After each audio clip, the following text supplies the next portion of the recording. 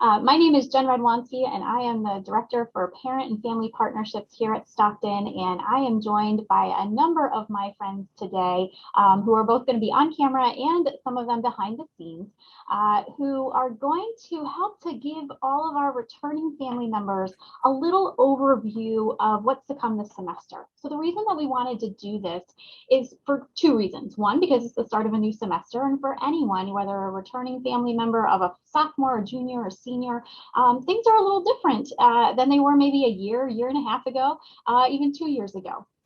And especially for our sophomore families, we know that your students may not have been on campus before, you may not have been on campus before. And what we wanted to do is just create a small opportunity before the semester began to maybe answer some questions, to share some additional information with you all. And so that's what brings us here today. This is being recorded, but for those of you who are joining us live, I know there's a number of you and the numbers keep increasing. We're excited that you're here.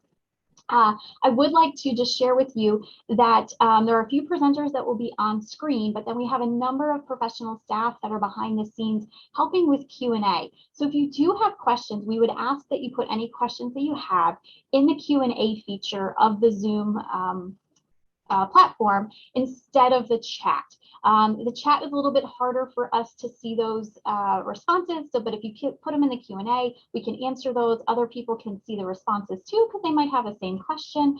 And we hope that that's helpful. For those of you who are watching this recorded, I would encourage you to send any questions that you have, or for those of you watching it live that think of a question after the fact, to send any questions you have to family@stockton.edu. So again, family@stockton.edu. And that'll come to me and I can direct them to any one of my colleagues or be able to answer those myself. So again, we thank you for being here. Give me a second, let me pull up, we have a little PowerPoint that we'd like to share with you all. So hang on one second. Great, all right. So we're gonna go ahead and rock and roll. So again, welcome, we're glad that you're here.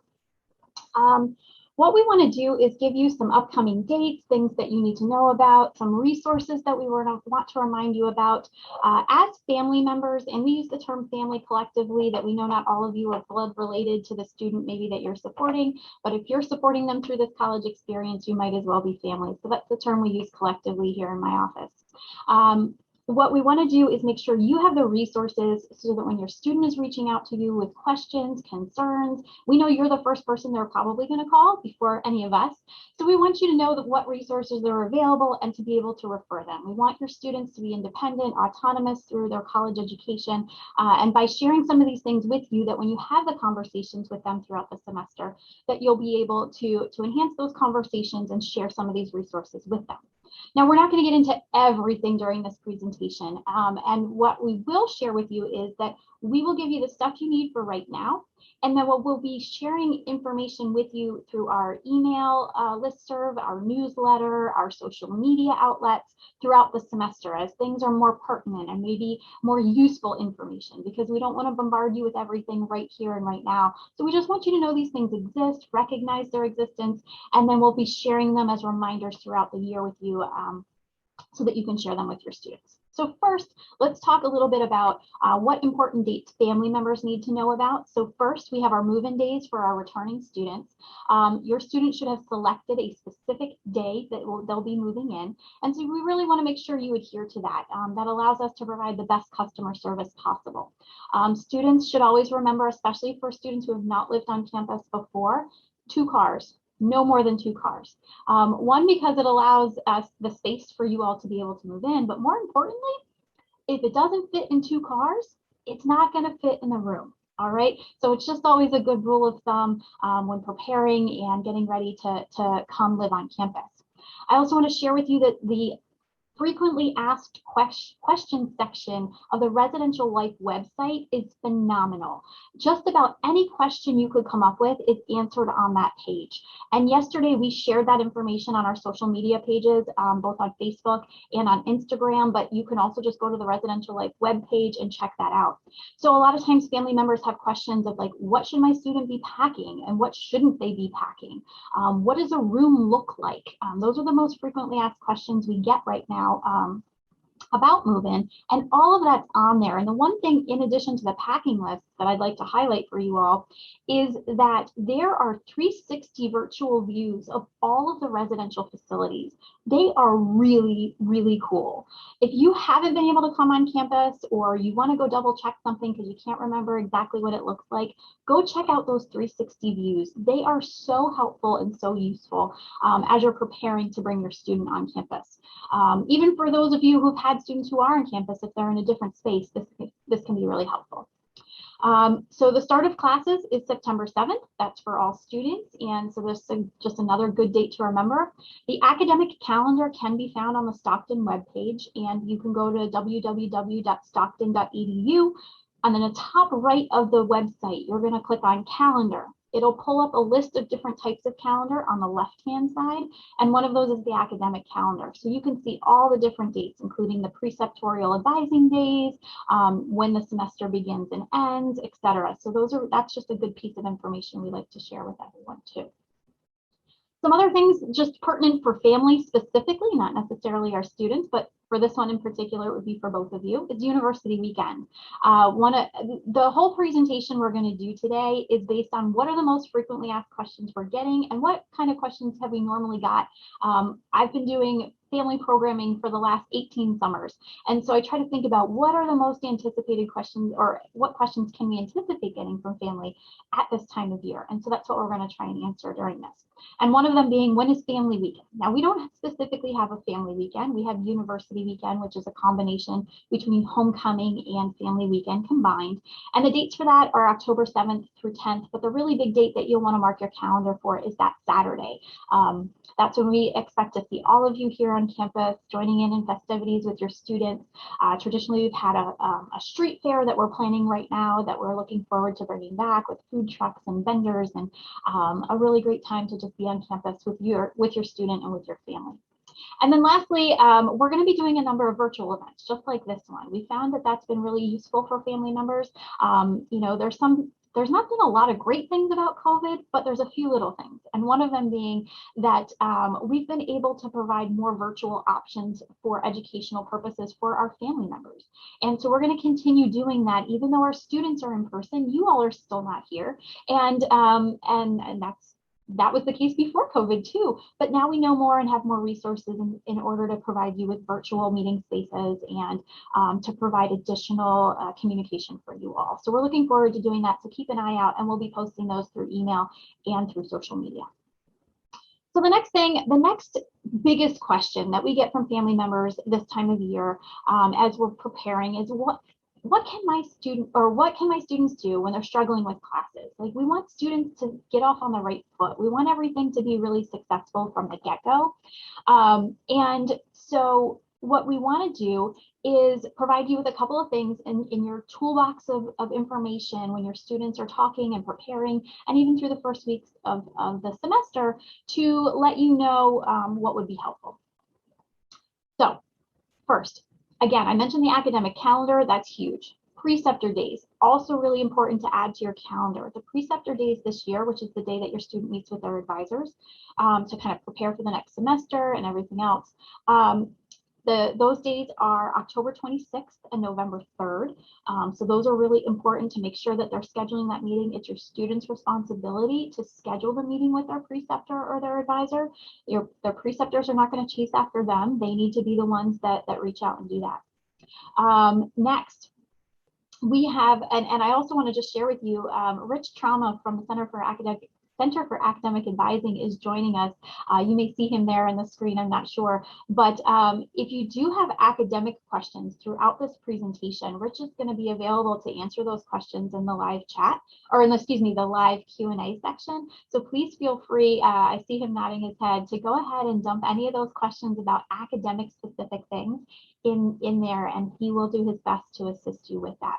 Also wanted just to share, we talked a little bit about residential life. I also have Brian Placino and James Timothy joining us. They are from the Office of Residential Life, and any residential life or moving questions that you have, dump those in the Q&A section too. And then if you're not joining us live and you're watching the recording, again, send us any questions to family@stockton.edu. It's super easy to remember, and I'll get any of those questions to my colleagues here. So again, diving in, so we talked about the academic calendar, we talked about the preceptor advising days, those are really important. Again, October 26th and November 3rd. If you have a junior or senior student, they need to make their appointment for that October 26th date. And if you have a sophomore returning student, then they would need to, they would make an appointment on November 3rd, the latter of those 2 days. All right. We're going to skip over the seminars. That's not pertinent to this area. But let's talk about tutoring. Tutoring is key right now.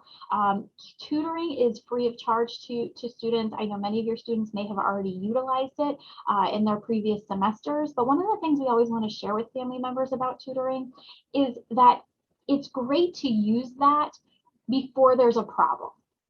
It's really important to, use the tutoring center to have your students proofread their papers, their labs, things of that nature. Even if they're straight A students, it's just a really great resource that doesn't have to get utilized when there's a problem. It can be used from the very start of the semester. So that's something we like to share. We have our First Ospreys program. So First Ospreys is our term for first generation college students. And first generation students are any student whose parents or guardians did not complete a 4-year degree. And we have specific programming not only for our First Osprey students, but also for all of you who are supporting those students. If you have not gone to college yourself, there's lots of crazy terminology and wording, and college is different now than it was even a year and a half ago. So we want to make sure that we're providing opportunities to help you through this process to make this a successful experience, and know that you and your student are supported if you identify as First Ospreys. With that being said, one of the things I always like to share with all family members, whether your student is first generation or not, Stockton, just like all other institutions, uses all kinds of acronyms and different terminology for the institution, like preceptor instead of advisor. And we have a glossary of terms that's located on the parent and family site. So if you type in parent and family partnerships or just parent and family, my site comes up.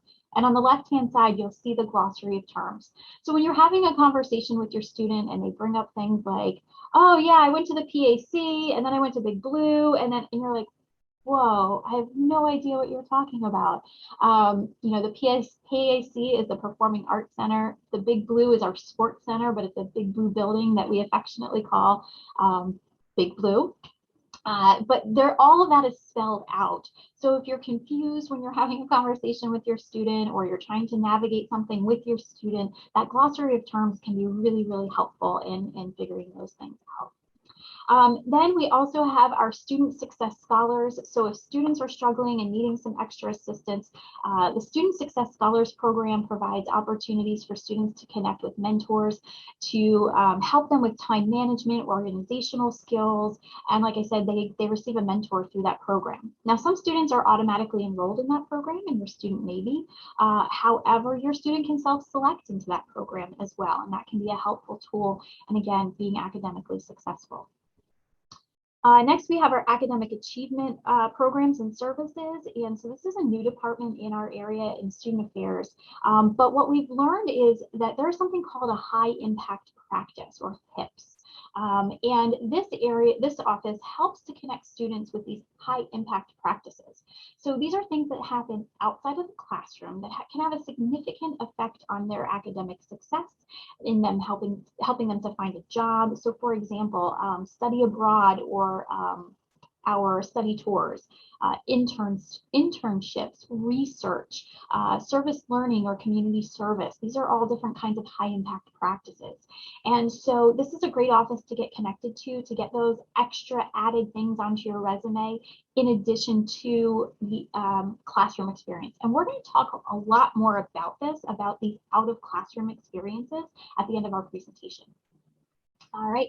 And then lastly, we have our Sankofa and Together programs. These are mentorship and leadership opportunities for students of color. These are really awesome clubs that we have on campus for students that provide programming and resources and mentorship. And we strongly encourage students to take a peek at those as well. Right. Next, so those are the academic pieces. The next big, portion of questions that we get from family members is, how does my student stay safe? How are they going to stay healthy on campus? Lots of discussion about COVID and COVID safety and what does this all look like? So first, I'm just going to be very honest with you. We don't have all of the questions of what COVID looks like for this upcoming semester. We know that it's constantly changing and has been for the last year, over a year and a half. What we do want you to know is that we will be giving you up-to-date information as we receive it. We will be sending it out on the listserv via email. So if you are not getting the emails, let us know. But most likely, if you're on this webinar seeing this, you probably are. We'll be posting on Facebook and Instagram and on our website.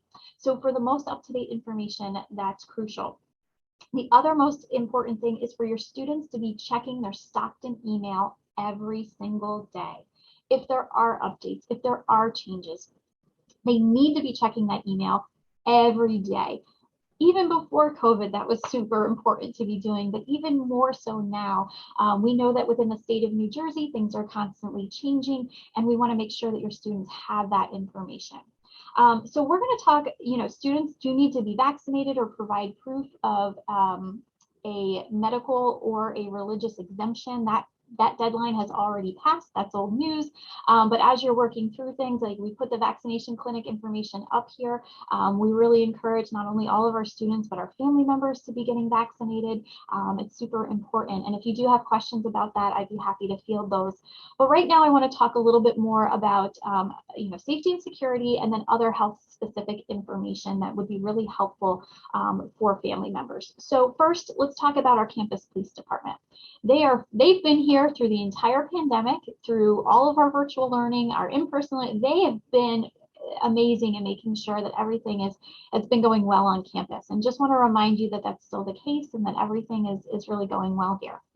They're looking forward to having everyone back in person, which is going to be really exciting.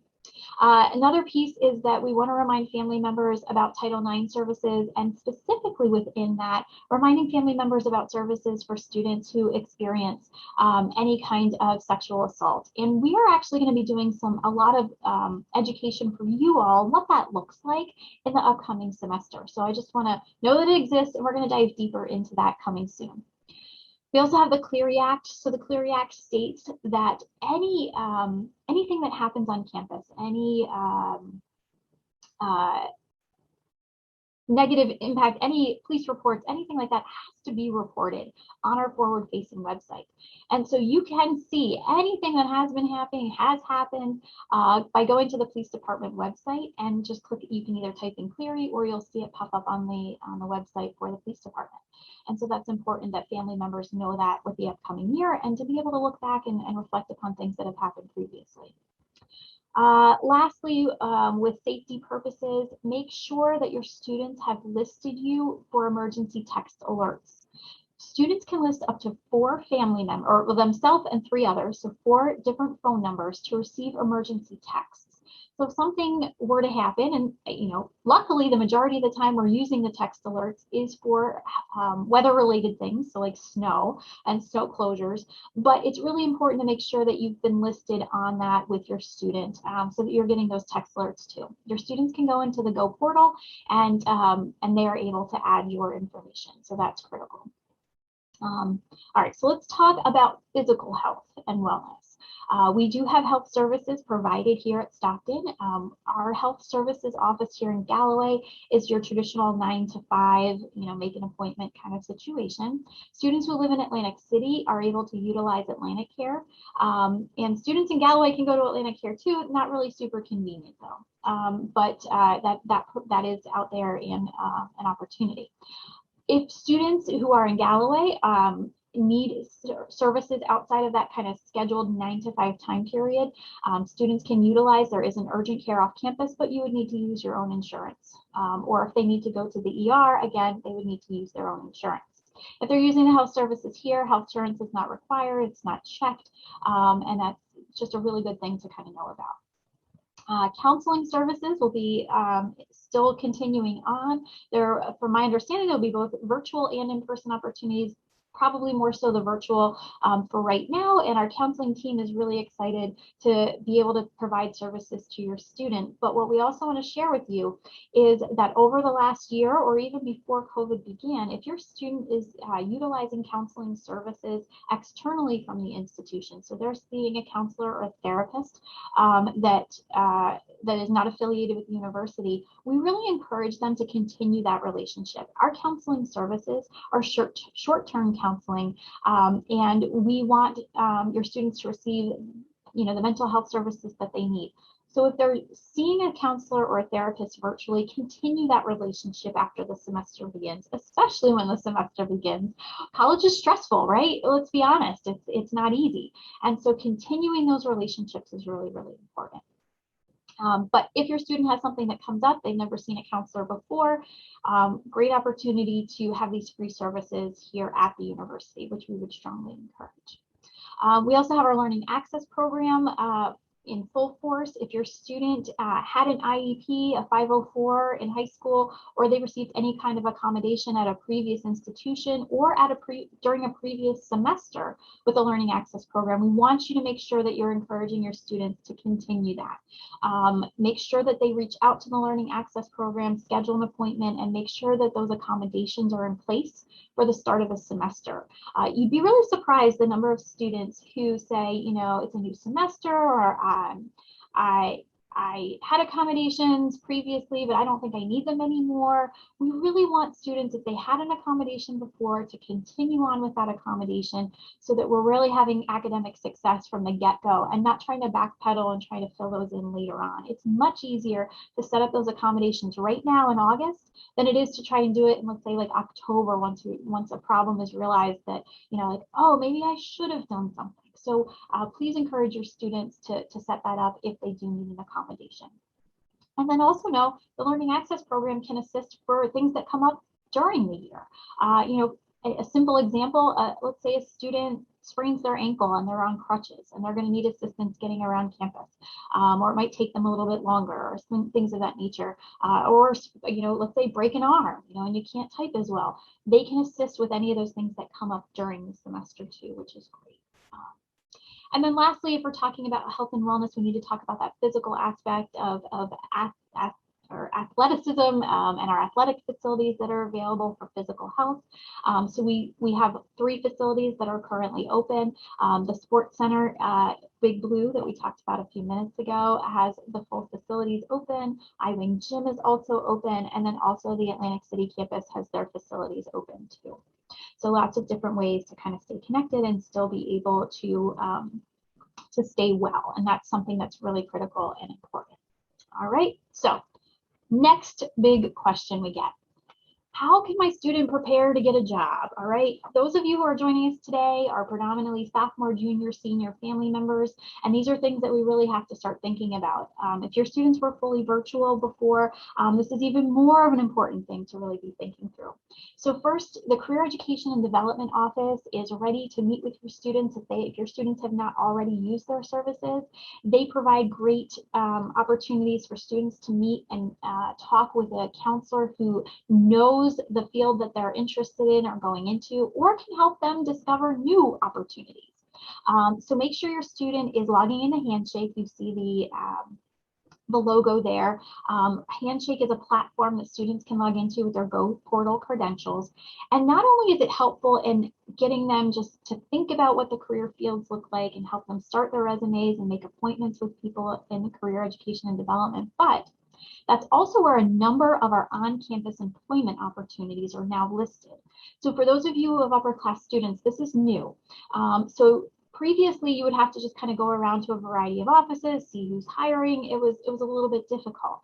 But Career Education and Development has helped the university streamline this for students in allowing offices to post on-campus job opportunities, both federal work study and institutional, 2 handshakes. So a lot of offices have posted those. So have your students log into Handshake, see what's going on, because on-campus jobs are a great way to make a little bit of money, not have to go very far, not go far at all, really, you know, maybe even just walk out of their door. Residential Life is one of the employers on campus. So maybe they walk out of their residence hall and they like walk right into A100, you never know. But it's just a really easy way to have some, you know, small employment while you're on campus. But again, that's in Handshake.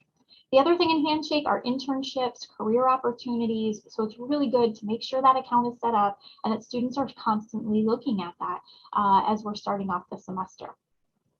Some other things we mentioned, you know, study abroad, our study tours, we're trying to get those back up and running. There's a number of faculty who are working on those this semester and working with global engagement. We want students to start experiencing that again as the world becomes a little bit safer with our vaccines. And then again, service learning, community service, there's a number of ways to do that, both in person, virtually, but that's a really great way that students can really start preparing to get their resume built up.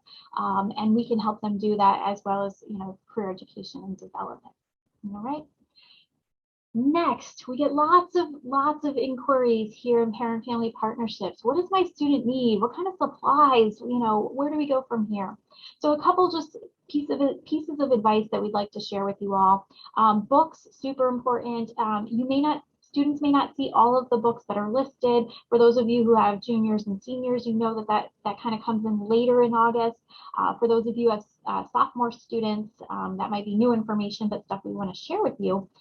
Books can be bought through our bookstore a number of different ways. And I think that's the one piece that family members don't always realize.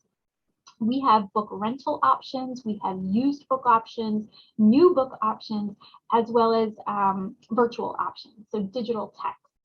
The other thing that the bookstore has, and they've asked me to share this with you because it's something that's really cool and could be very helpful, especially when your students doing returns and selling back books, is we have a price match option through our bookstore here at Stockton. That if you see a book listed at a certain price through another vendor, Stockton's bookstore will match that. And that also provides you with an opportunity to get that reduced cost, but also some securities that if a book changes or if something happens, that they're able to do that right here on campus instead of having to mail it back to another company or something of that nature. So that's something that we just wanted to share with you all. Computers, we get a lot of questions about what computer systems students need to have. I do want to share with you, we will be doing an additional webinar next week with our Associate Director of ITS or Information Technology Services. We'll be sending that out later this week. And he'll be going over this in very, a lot of detail, but I'll give you just kind of the broad overview that really when it comes to a computer, it's personal choice. We have plenty of computer labs on all of our campuses. And so if your student doesn't have a computer or doesn't want to purchase a computer, they will be totally fine because of all of the equipment that we have here on campus. If your student is taking a virtual course though, they do need to have their own equipment. And so that comes down to personal preference. Chromebooks are fine. Sometimes there are some restrictions with some of the Microsoft services, working to full capacity. However, again, all the computer labs are available. So if your student were to run into an issue with their Chromebook, they still have opportunities to be able to use the services on campus.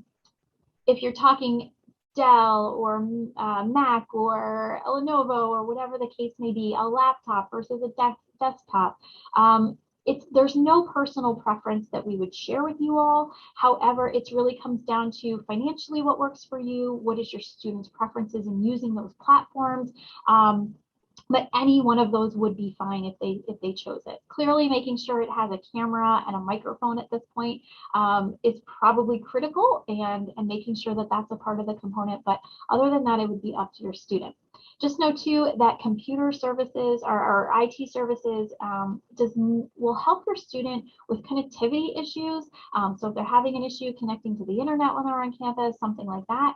However, if your student let's say drops their laptop, the screen cracks, it's not turning on, having a service agreement of your own for that device is what you need to do. Our IT department will not be able to fix a student's computer or to service it. So you would need to have some kind of service program set up for when you make a purchase of a computer. So make sure you have that. What we do want you to know is that you should not purchase Microsoft 365 because that is provided free of charge to all of our students. You can load that from the Stockton website. Students just need their Stockton credentials and they're able to pull that up and load it to a number of computers. I think it's about 3 or 4. I can double check if you need to know that. But again, don't purchase that because you can have that right at your fingertips. All right, so those are some of the biggest questions that we get about just kind of day-to-day operations for students and, you know, the start of the semester.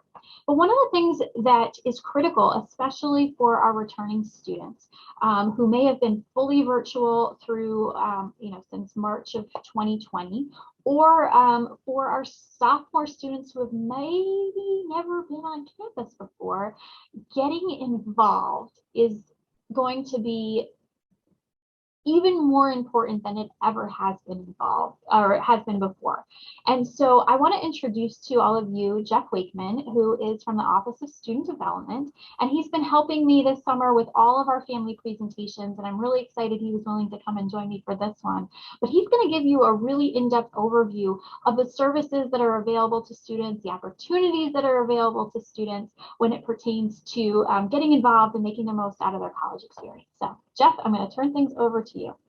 Hello, everyone.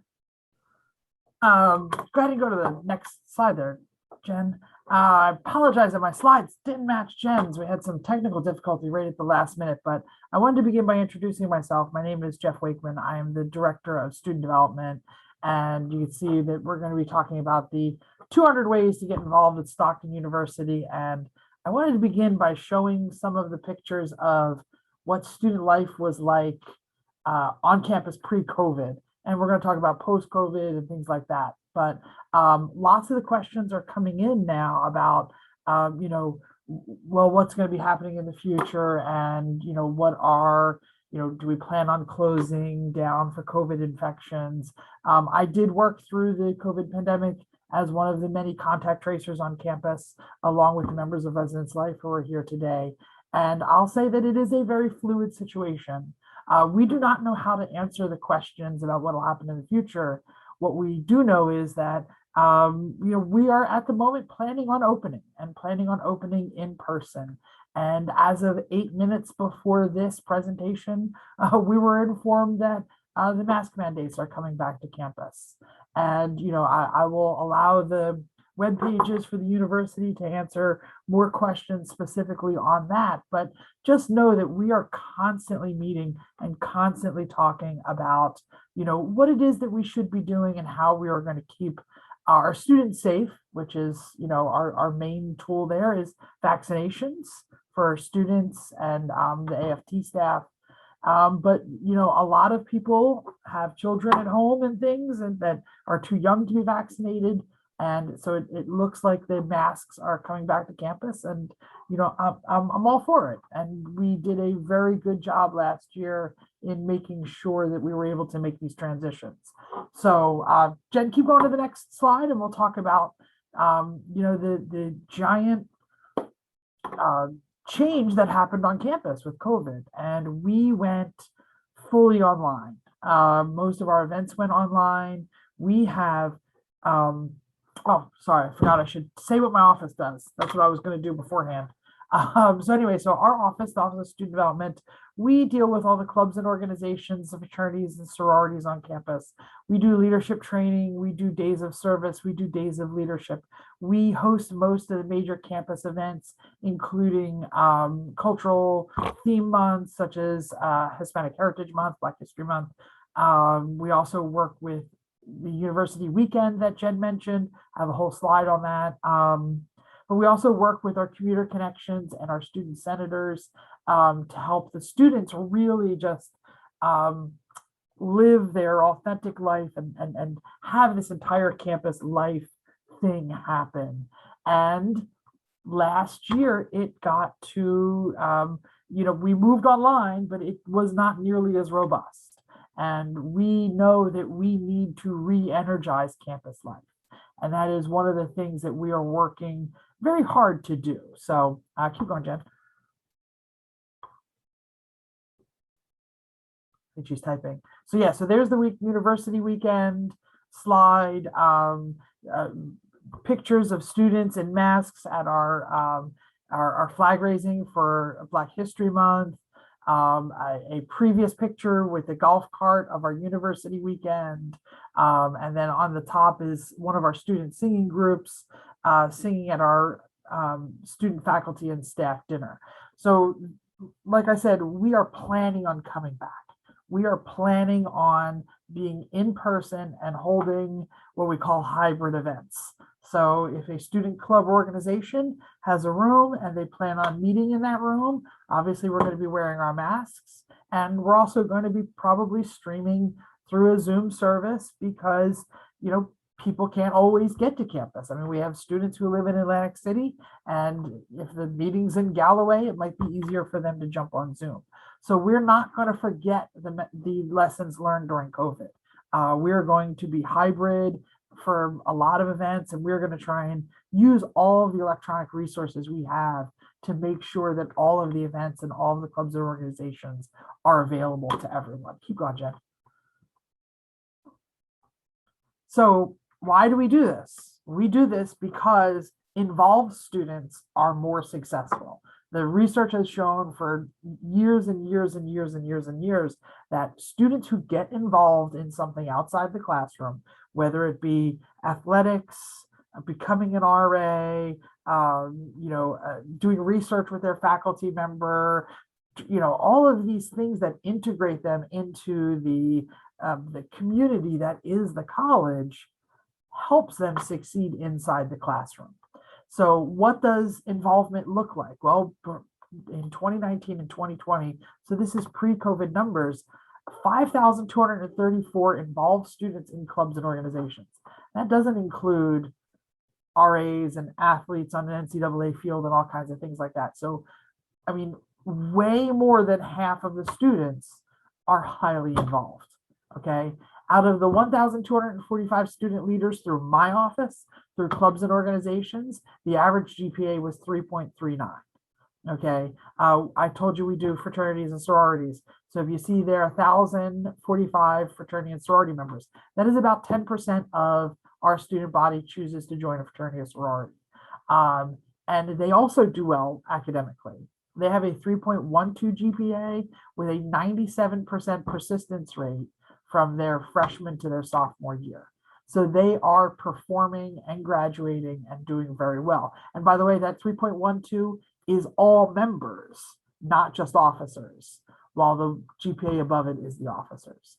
And how do we do this? We track all kinds of educational experiences, and they all get attached to the co-curricular record, which we'll talk about in a minute. But we had 5,922 educational programs attached to student records. So 5,900, obviously that wasn't as many programs we had, that was as many students who attended educational programs. All right. And this is much different last year. We are going back to this kind of thing. All right, Jay, go ahead. And we do most of this through what is called the Osprey Hub. We're going to talk about the Osprey Hub a little bit for a couple of slides here because it contains many of the ways that students can get involved. They can go to this website and hit that search bar and search for things like someone was asking about fencing and all these other things. So anyway, so if you go to this website, it is the Osprey Hub. If you put Osprey Hub into any Google search, you will find it. They can access all the different clubs and see all the different events and, look at a club and apply for membership right there. Hit the please join button. And hopefully they will see all the different things that they're involved in. You can see that there's announcements at the top with those orange bars. So they'll see all the most important events and all the events that are specifically for them and for their club and organization. Go ahead, Jen, hit another one. They also will access their Osprey Advantage through here. What is the Osprey Advantage? The Osprey Advantage is their co-curricular record. So this will document all of the out of classroom activities and experiences, not all of them, all of the educational programs and experiences.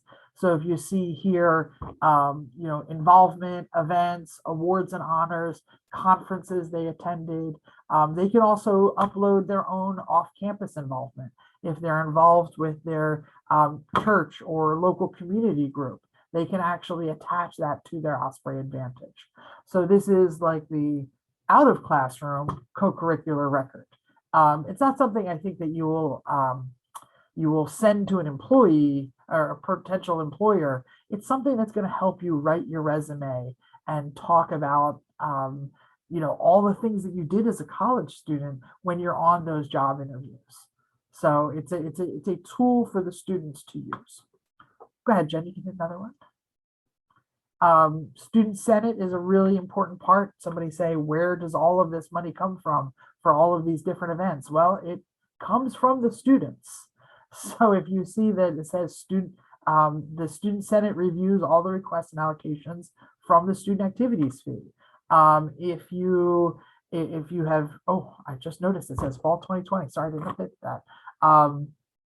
If you have paid your bill already, you may have seen that there are some fees on there. And one of them is the activities fee. So when they choose to go to a concert on campus or stop at Taco Tuesday or watch a film or go on any of the events, or they run a club and they get a t-shirt, that money came from the student body. So people always say these are free events or that's a free t-shirt. No, that's a prepaid event and a prepaid t-shirt. So it's really important for the students to get involved, because if a student gets involved and they go to the concert and they see a couple of comedians and they take a trip to Broadway and they get a few free t-shirts and they eat a bunch of tacos at Taco Tuesday, you can't do that for the price that you paid into your activities fee.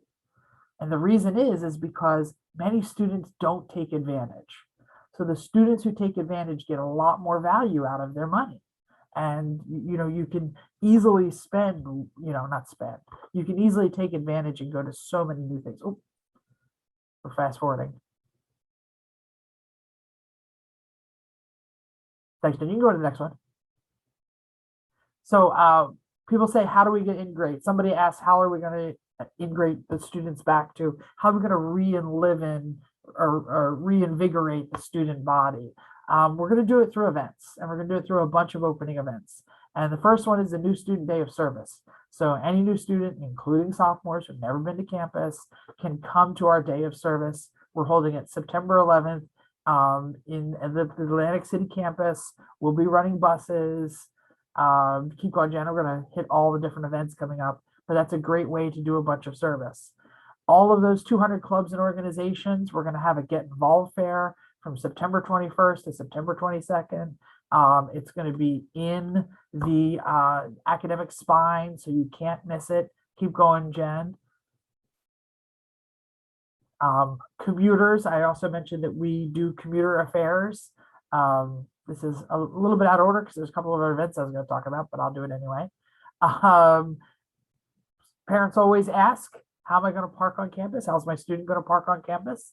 You will get emails about it. There are no hang tags. There are no stickers. There are no more anything. You register and your license plate is your parking permit. In Galloway, we're going to see that in a second. And parents, if you have to come to campus, or if you are using, if your student is using your car for the day, there is a way to change the pass to your license plate for that brief period of time, or register for a single day guest pass. So all of that is on the stockton.edu/parking. That information will be sent to the students, usually about mid-August, so it should be coming soon. All right, go ahead, Jen. We do commuter connection through our office. So we have a Commuters on the Go organization. We have lockers available through Event Services. You can rent a commuter locker.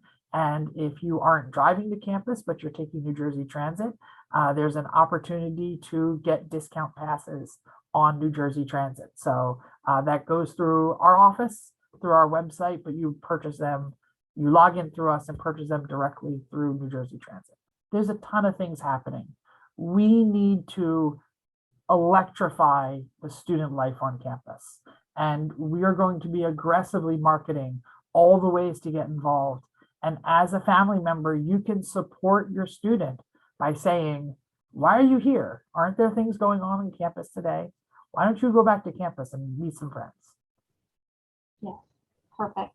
And a perfect segue into our next slide, which is, a lot of times family members ask, how can I get involved? How do I, like, this sounds really fun. Why do they get to have all the fun? I want to come and do stuff too. And the good thing is that you can. And so for our sophomore families, know that last year was really hard, especially for me, having advised the Parent Family Association for over a decade now. To not have in-person programs for our parents and family members was really hard, and I missed seeing everyone's faces.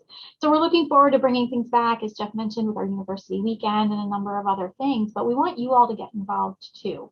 So in addition to encouraging your students to get involved, we want you to come and participate in things. So the Parent Family Association is a free organization. It is a social support network. It is not a PTA. It is not a PTO. There is no governing ability of the Parent Family Association here at the university. It's just an opportunity for you to give back, but doing so while your student still has their autonomy. A lot of our programs are not things you would do with your student. University Weekend is, but there's a lot of other things where we are looking for parent and family volunteers to come and help us with different things. I'm a one-person office. I'm part of the bigger Dean of Students office, and so I have a lot of support there. But we need all of you, because even the Dean of Students office is not very big.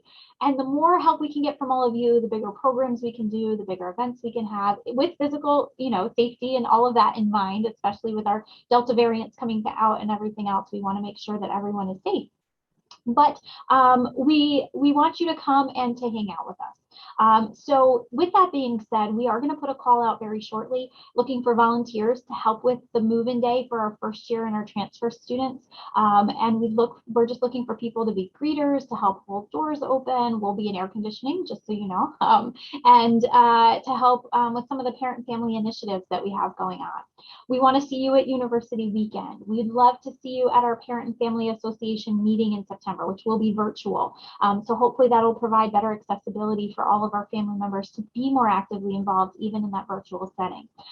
So just wanted to throw that out there, that there'll be lots of volunteer opportunities, and I'm always looking for help. I'm looking for feedback. I'm looking for ways for you to be able to contribute, to share your words of advice with new incoming family members. And we are going to have advisory board positions that will be open this semester that we will be recruiting for. So we're looking for your help in coming and just being involved and being able to give back to the university just with your time and your energy and your talent. So we thank you for that. With that being said, one of the big things that we have going on is our 50th anniversary this year. There'll be a lot of events, including our university weekend, that will be allowed to, incorporate into this, including just a variety of things. It'll be really fun. We're really looking forward to it. And so we want you to celebrate, especially those of you who are alumni in the audience. That's an extra bonus for you all, that this is a really great celebratory time. So keep an eye out for that, and keep an eye out for this logo. And then most importantly, we want to make sure you know how to reach out to us, how to, when you have questions beyond this webinar, what does that look like? So I'm your point person. We know that there's lots of times that your students have questions and you really want to just call, pick up the phone and call. I'm your person to call. If it's not related to finances, financial aid, bursar's office, if there's not an emergency, your student's not in harm's way, things like that, it's really the student's responsibility to make those phone calls. But if you'd like to support them in that conversation and you're looking for some background information, that's why I'm here. I check my email very frequently, but I'm also happy to just have a phone conversation with you. If you're trying to process something or figure something out, let me know. We can set up a time to chat, and I'd be happy to do so. But this is my contact information. We do have the Google Classrooms for those of you who have sophomore students. Those are still active, and I try to add things to them periodically if I think that it's important. I think I added something just last week, so if you're still in there, that's great. If you're not in there, don't worry about it. Facebook and Instagram are the things that we're utilizing the most right now to get information out to family members. We're posting weekly in those spaces, but I do want to just put this out there. For those of you who may participate in the unofficial Facebook page, we do not endorse this page. It does not have accurate information in it. We do know that for a fact. So if you're looking for up-to-date, accurate information about timely things that families need to know about, going to the Facebook and Instagram account, our official ones, the parent and family partnership ones, is critical. And you can see those right there. Maybe take a quick screenshot or take your phone out really quick and take a picture of that if you're on your computer. But that's my contact information. So please don't hesitate to reach out. We'll also be posting stuff to our website. We'll be posting this webinar there. And then lastly, just, talk with your student. We know that that's not always easy. And so we're here to help you to figure out how to facilitate those conversations. And we're really happy to help. So we want you to know that you are part of the Stockton U family. So please, if you're posting anything online, please let us know how things are going. If you're taking a walk around Lake Fred with your students and take a picture, tag us. That's our hashtag. We would love to see you post that. But also know that your student's not alone. These are just some of the faces of the folks who are here to help your students to make sure that they're successful. They're not in this alone. And we really want to make sure that it's a great semester for both you and for your student. So know that we're here to help you as a resource. All right. So I'm going to have some of my colleagues, specifically just Jeff, and I know we have some others joining us, but Jeff, if you want to come back on, we'll do some quick Q&A. I know that we have some questions coming up in our chat here. Let's take a peek at those really quick. We had a question, do students have to pay for parking? There is a transportation fee as part of all students' tuition, but that covers the shuttles, that covers making sure our lots are well taken care of, all of those things. But there's no additional fee to have a car on campus, which is really nice. And the parking hang tag is virtual, so there's, you don't have to get a sticker or a hang tag. You're able to change the vehicle very easily, which is also great. So if your student's bringing a car to campus and then have to change which car they have, it's all online. They can sit in the parking lot and do it on their phone. It's super simple. So that's always really nice too. There was a question, Brian, I see you're joining us there. There's been some questions about when meal plans start for residential students. Would you be able to clarify that for us? And Brian, thank you for joining us. Brian's joining us from the residential life staff. Sure. Meal plans begin September 3rd. As the website indicates, meal plans begin when new student move-in begins, and new student move-in begins on September 3rd. So meal plans begin September 3rd. And so for students who are upper class students moving in on the 27th or 28th, what would you recommend for them doing if their meal plan does not begin until the 3rd? That is up to their discretion. Okay, great. Thank you. We appreciate that. All right. We have another residential life question, Brian, if you want to stay on for a second. Will students be allowed to have visitors this year? Will students be allowed to have visitors this year? We are going to be providing the most up-to-date information on that in the next couple of days as we get ready for the fall semester. As things are fluid and change, we also continue to provide the most up-to-date information that we have. So we will be able to get that information out to you. I think the plan is to give a once over of everything for the fall semester in the next couple of days. So we have a couple of weeks before moving for that. And we just advise students should be sure to check their Stockton email accounts, because that's where we'll send announcements to. Thank you, James. James is also joining us from Residential Life, so thank you guys for helping us with that. We have another question that says, this is my daughter's first year on campus. She's a sophomore. How does she get her ID card? Students who have not been on campus, if they are not residential, so I'll talk on the commuter aspect, they need to reach out to student records to get their ID card. So I'll say that first. But for the residential purposes, Brian and James, can you touch upon sophomore students that may not have their ID card because they weren't here last year? When they come to check in, if they're a returning student and they've not received an ID card yet, they will, if they come on a day that the institution is closed regularly, they will get a temporary ID card issued to them for their residential space. If they come on a date where the office for printing IDs is open, then we can get them one right there and then. If they do come on a day that the office for getting IDs is not open, what they will then have to do is use that temporary ID card that'll have them giving you access through a couple days into the next business week. And then they'll have a certain amount of date and time that they have to go get an ID card picture taken. printed and then brought back to us so that we can encode the new ID that they just received, and then we'll be able to give us back the temporary ID. Thank you. All right. There was a question, do sophomores use the same ID card from freshman year? Yes, they do. They keep it with them. They use it for forever. So don't lose it, because that's really important. There is a fee to have it replaced if they never received one in the first place.